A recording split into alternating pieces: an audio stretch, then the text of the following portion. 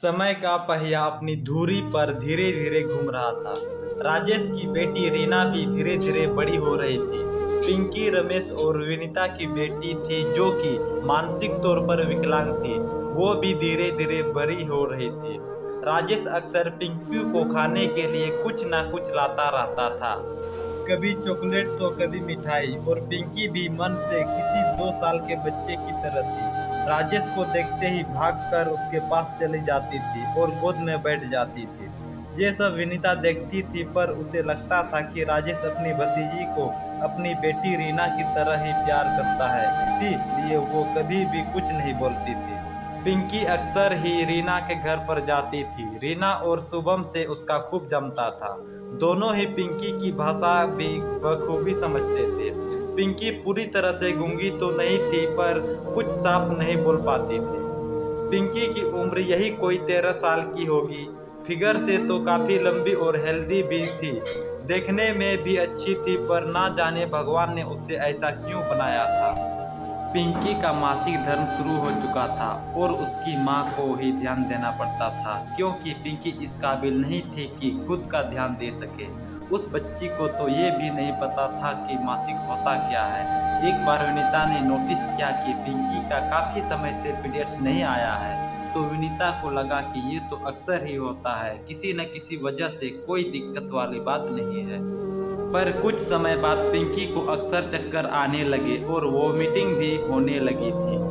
अब विनीता परेशान हो गई। उससे अंदर ही अंदर डर सा लगने लगा कि हे भगवान, मैं जो सोच रही हूँ वैसा कुछ ना हो। नन्ना नाना नाना ऐसा कुछ नहीं हो सकता है, मेरे मन का अवहम है, ये नहीं वो नहीं सोच सोच कर विनीता खुद को तसल्ली दिए जा रही थी। माथे पर हो रहे पसीने को अपने साड़ी के पल्लू से पोंछे जा रही थी। विनीता ने सोचा यूरिन टेस्ट करके देखते हैं, कम से कम मेरे मन का डर तो दूर हो जाएगा। और प्रेगनेंसी किट के जरिए यूरिन टेस्ट करती है अपनी बेटी की। पर ये क्या, और चीख पड़ती है। उसकी आंखें फटी की फटी रह गई। नहीं नहीं, ऐसा नहीं हो सकता, पिंकी प्रेग्नेंट कैसे हो सकती है, ये कैसे हो सकता है। पूरा चेहरा विनीता का घबराहट के मारे पीला पड़ने लगा।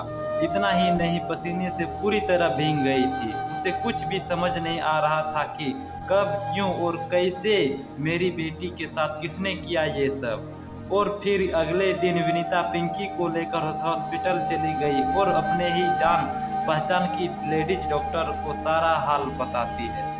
पहले तो पिंकी का डॉक्टर ने अच्छी तरह से चेकअप किया और फिर कई तरह के टेस्ट करवाए और विनीता को समझा बुझाकर घर भेजती है और रिपोर्ट के आने का इंतजार करने के लिए कहती है। 2 दिन बाद पिंकी की रिपोर्ट आती है। विनीता को डॉक्टर अपने क्लिनिक पर बुलाती है और विनीता डरी डरी सी पहुंच गई क्लिनिक पर। डॉक्टर, देखो विनीता, अब मैं तुम्हें जो कुछ भी बताना चाहती हूँ ध्यान से सुनना। विनीता मानो आवाज गले में ही अटक गई हो कि डॉक्टर क्या बताने वाली है। फिर भी खुद को संभालते हुए हाँ हाँ बताइए।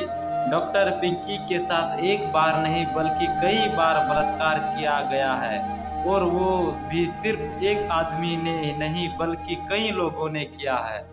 विनीता मानो आसमान गिर गया उसके ऊपर और गिर पड़ी। नहीं नहीं डॉक्टर, ऐसा नहीं हो सकता, कह दो कि ये सब झूठ है। डॉक्टर, ये सब झूठ है। रोते हुए गिड़गिड़ाते हुए आप झूठ बोल रही हैं ना। डॉक्टर, खुद को संभालो विनीता, और अब आगे क्या करना है ये सोचो, क्योंकि पिंकी 3 महीने से प्रेग्नेंट है। अब तो विनीता के ऊपर मानो कोई आसमान फिर से गिर पड़ा और अपनी बेटी पिंकी को गले से लगाकर जोर जोर से रोने लगी। अब क्या होगा डॉक्टर? भगवान ने ये अच्छा नहीं किया मेरे साथ। जिन्होंने मेरी बेटी के साथ ये सब किया है उनका सर्वनाश हो जाए, मर जाए सारे के सारे, और जोर जोर से रोती है। डॉक्टर, संभालो खुद को विनीता, कंधे पर हाथ रखते हुए। विनीता, डॉक्टर मैडम, हाथ जोड़कर मुझे ये पाप की निशानी से मुक्ति दे दीजिए। मेरी बच्ची को देख रही हैं ना आप, ये खुद पागल है और इसका बच्चा भी पागल हुआ तो। नहीं नहीं नहीं, आप मेरी बेटी का ऑपरेशन कर दीजिए। पहले तो डॉक्टर ने मना कर दिया, पर बार बार विनीता के रोने गिड़गिड़ाने से मान गई और पिंकी का ऑपरेशन हो जाता है। पिंकी को विनीता घर वापस लेकर आती है और दुनिया के लोग लाज के डर से चुपचाप सब अपने मन में समा लेती है और सारे दर्द को पी जाती है। पर किसने किया है ये सब जानने के लिए पिंकी को बड़े ही प्यार से अपने पास बैठा लेती है। विनीता काफी हद तक अपनी बेटी की बात को समझ जाती थी। पिंकी से पूछा, पिंकी कोई छूता है यहाँ पर? उसके अंगों को छूते हुए पिंकी ने हाँ में सर हिला दिया। विनीता कब? पिंकी खेत में इशारे से। उससे ये नहीं पता था कि मेरे साथ कुछ गलत हुआ है, इसीलिए जो भी पूछती थी विनीता पिंकी खुश होकर बताती। पिंकी की सारी बातें सुनकर विनीता के पैरों से मानो जमीन निकल गई थी। पिंकी ने बताया कि राजेश चाचा ने मेरे साथ ये सब किया है और राजेश चाचा के 4-5 दोस्तों ने मिलकर मेरे सारे कपड़े निकाल देते और गुदगुदी करते थे और कभी अपने घर पर तो कभी रहर वाले खेत में, और मना किए थे बताने से भूत ले जाएगा तुम्हें, ऐसा कहकर डराते थे। विनीता ने जब सारा हाल अपनी बच्ची का जाना तो पागलों की तरह अनगिनत तमाचे जड़ दी अपनी बेटी को और रो रो कर भगवान को कोसने लगी। हे भगवान, क्यों क्यों ऐसा किया आपने, ये मर क्यों नहीं जाती, कहते हुए पहुंच गई राजेश के घर और अनगिनत तमाचे जड़ देता है। तब तक राजेश की पत्नी और बेटे उसका हाथ पकड़कर जोर से धक्का दे देते हैं। विनीता, अरे कमीने कुत्ते, तुझे ऊपर वाले का जरा भी डर नहीं लगा? तूने अपनी ही भतीजी के साथ ऐसा किया? छी छी छी।